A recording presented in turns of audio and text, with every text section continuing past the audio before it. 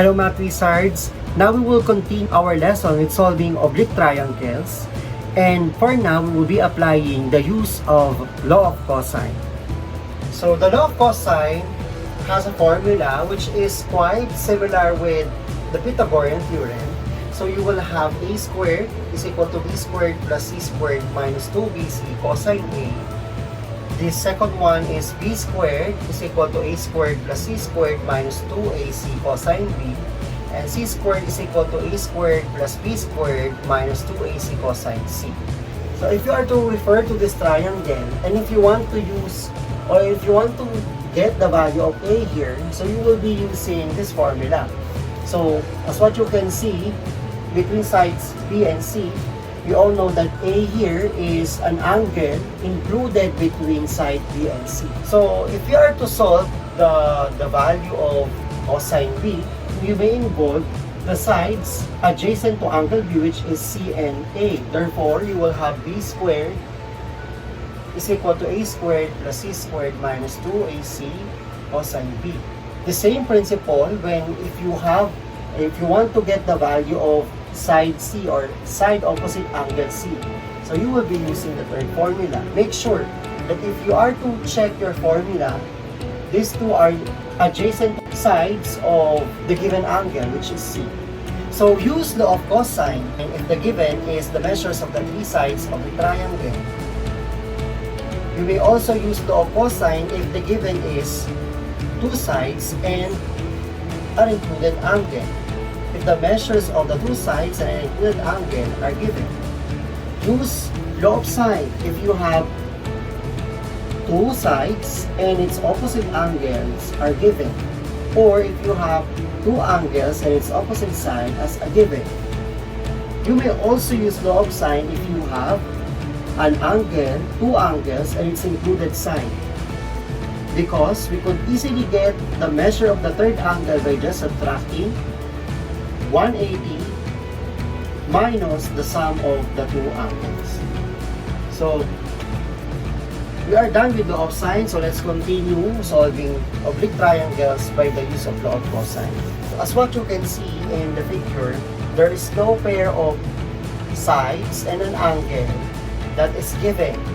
So therefore, we could not solve by using law of sine. So in this case, we could solve for the other remaining parts of the triangle or the remaining variables if you have already solved for the value of x. So since x is the opposite of 65-degree angle, we could solve the remaining two unknown by just using the law of sine. So law of sine and cosine are quite related to each other. So you may use first law of cosine to solve for x. So in this case, x is the side opposite of 65-degree angle. So by applying the law of cosine, this will be the side. So x squared is equal to the square of 7. So the two adjacent sides of 65 degrees minus twice the product of 7 times 12 based on our formula times cosine 65 degrees. So let's continue solving, simplify. So x squared is equal to 7 squared, which is 49, plus 12 squared is 144, minus 2 times 7 times 12, you will have 168 cosine 65. Key in the values in your calculator to solve for the value of cosine 65. So you will have 0.4226. Okay, so let's continue our solution. X squared is equal to 193 minus, so get the product of 68 times 0.4226, you will have 70.9968. 193 minus 70.9968, you will need to x squared is equal to 122.0032. So to get the value of x, you will just get the square root of both sides of the equation. So you will lead to an answer which is 11.05 units. So we have already the value of x, which is 11.05 units. So for us to solve the other remaining variables, since we have already a pair of angle and side that has already its value, we may use the law of sine. So this will be 11.05. So to solve for, let's say, y, you will be having the proportion, which is 11.05 all over sine 65 degrees is equal to 12 over sine y equal to 7 over sine c. You will have 11.05. The important thing here is you have a pair of an angle and its opposite side as you're given to solve for the other remaining variables by using law of sine. So 12 over sine y, so by cross product, you will have 11.05 sine y is equal to 12 sine 65. So again, divide both sides by 11.05. You will lead to sine y is equal to 12 times sine 65 is 0.9063 all over 11.05. So sine y is equal to, you will arrive with 0.9842. So by inverse function, you will have arc sine of 0.9842. You will have y is equal to 79.81 degrees. So that is your value for y. So now to solve for the missing value of c, we may also use law of sine, but for us to get the value of c easier, you will subtract it from 180.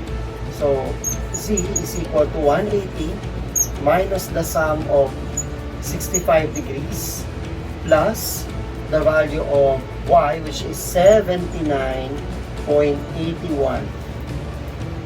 So c is equal to 35.19 degrees. Therefore, for this item, you will have x is equal to 11.05, y is equal to 79.81, and z is equal to 35.19. Okay, so let's have example number 3. So based on the figure, the given is the sides of the triangle, and we are to identify the measures of the angles. If you are to pertain to measure of x or the value of x in the given, you need to identify carefully which one is your adjacent and which one is the opposite side.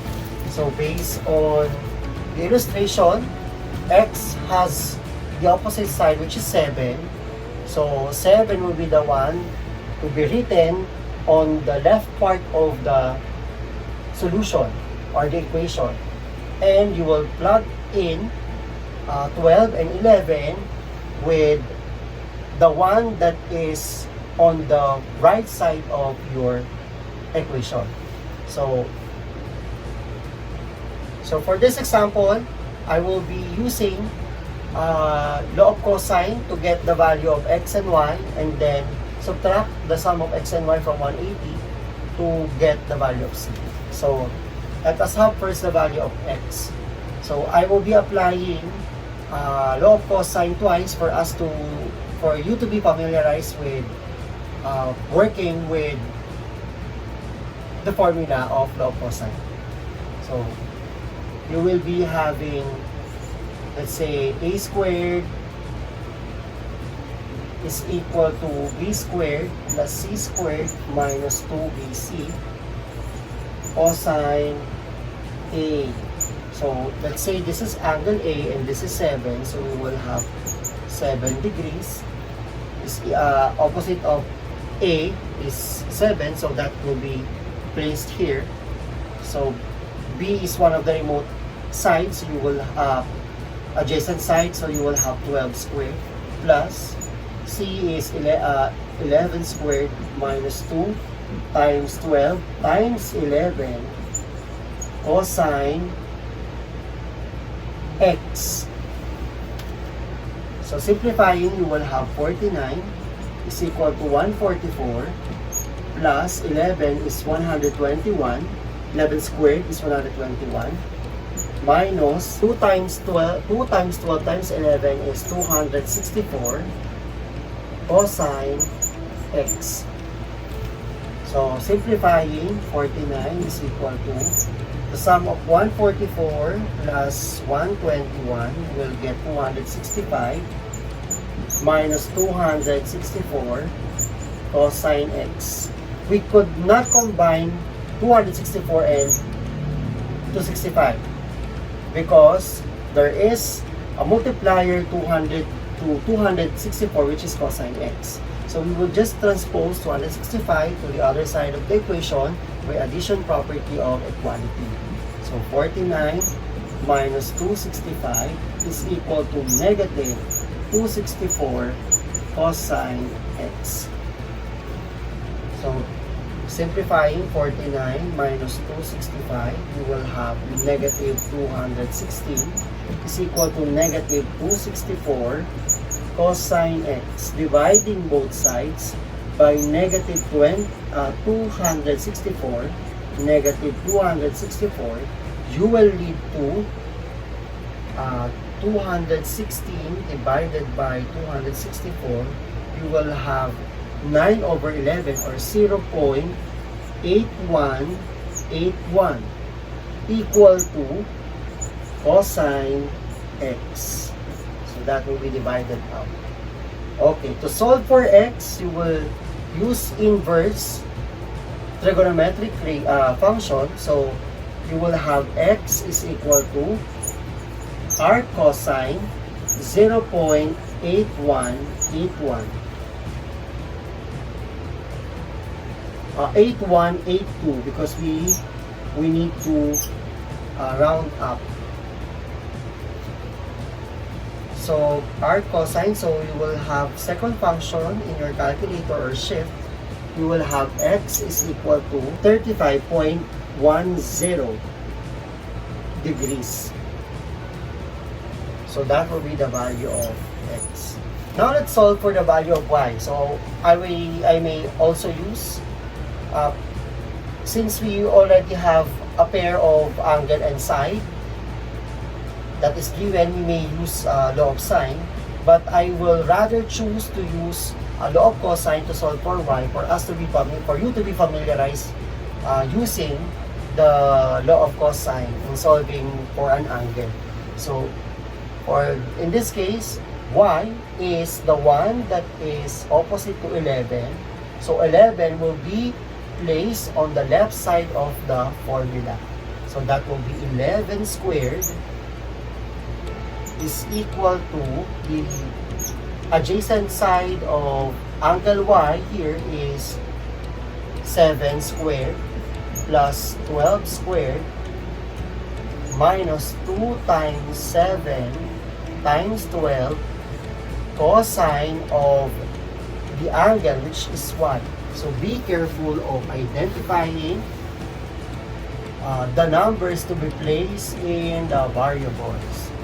Okay, so solving, we'll have 121 is equal to 7 squared, which is 49, plus the square of 12, square of 12 is 144, minus 2 times 7 times 12, you will have 168 cosine y. So combining similar terms, you will have 49 plus 144, you will have 193 minus 168 cosine 1.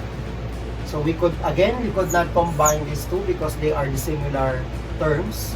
So we will just transpose 193 to the other side. So, or you will just isolate the trigonometric term. So 121 minus 193 by addition property of equality. So is equal to negative 168 cosine y. So subtracting 121 minus 193, we will get negative 72 is equal to negative 168 cosine 1.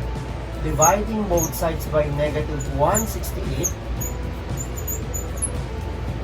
so you will have cosine y, so I will just interchange the places of the two terms between the equal sign.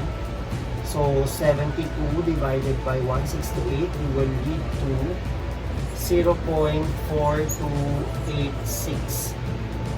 So by inverse trigonometric function, we will have y is equal to r cosine 0.4286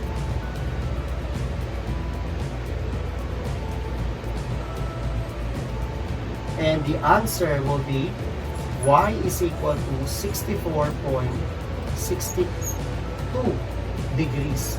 So that will be the value of y.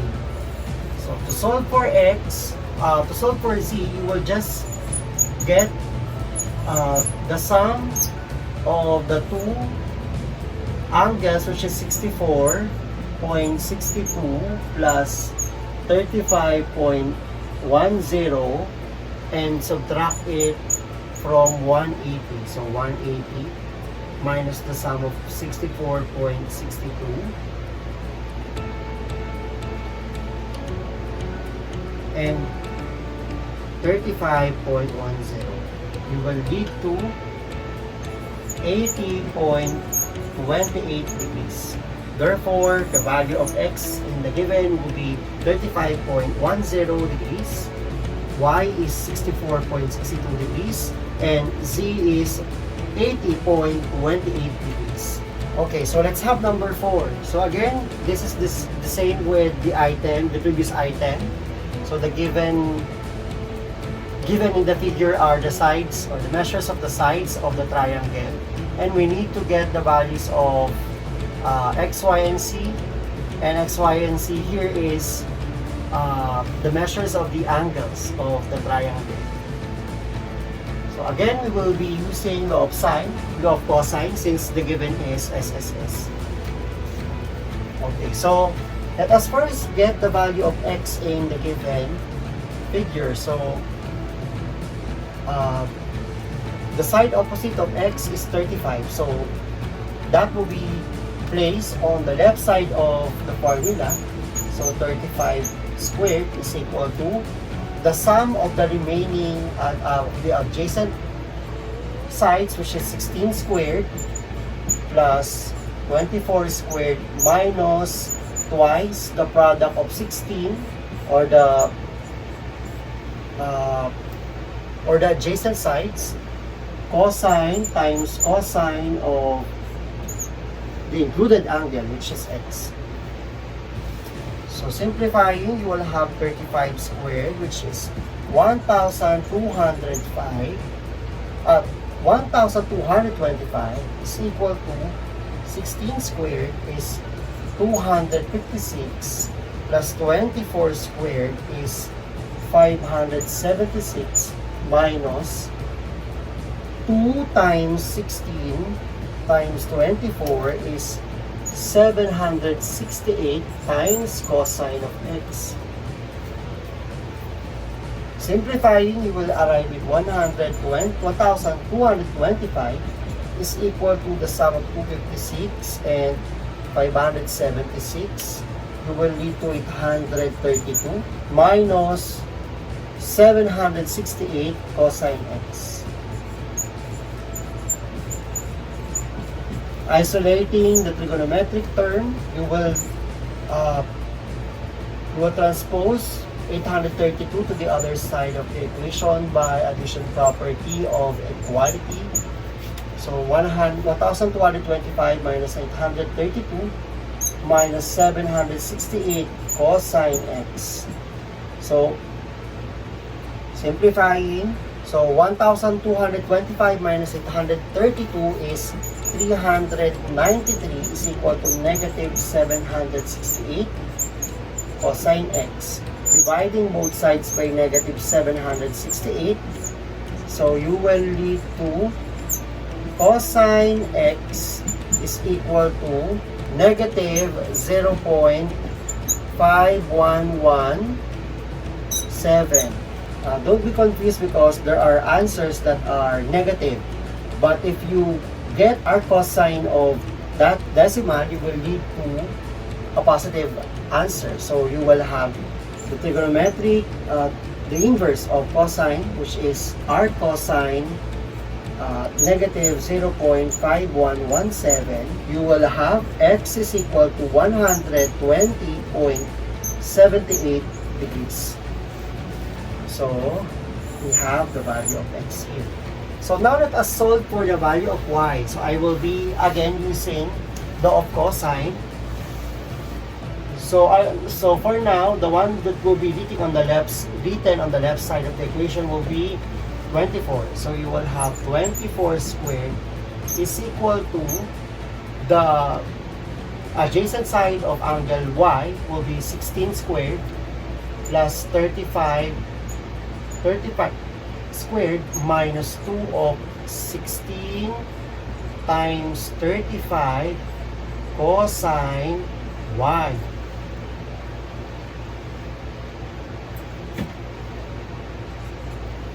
So 24 squared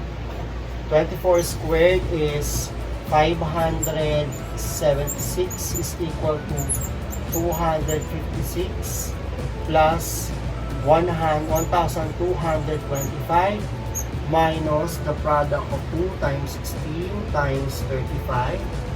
You will have 1,120 cosine y. So again, by combining similar term, 576 is equal to 256 plus 1,225. You will have 1,481 minus 1,120 cosine y. The isolating the trigonometric term, you will transpose 1,481 to the other side. So 576 minus 1,481 is equal to negative 1,120 cosine y. Simplifying, you will lead to negative 905 is equal to negative 1120 or 1,120 cosine y. Dividing both sides by negative 1,120, you will have the value 0.8080 is equal to cosine y. So getting the inverse of cosine y, you will have y is equal to r cosine 0.8080. You will have y is equal to 36.10 degrees. Therefore, y is 36.10. Now to solve for z, so since you already have the two measures of the angle, you will just subtract the sum of the two angle to 180.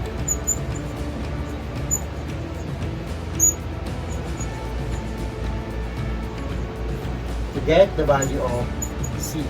So you will have z is equal to 23.12 degrees. So for number 4, x is equal to 120.78 degrees, y is 36.10, and z is equal to 23.12 degrees. I hope you have learned something about our lesson. See you again in our next video. Like, share, and comment your suggestions on the comment box below, and don't forget to subscribe. To get notified with our latest videos, just click the notification bell.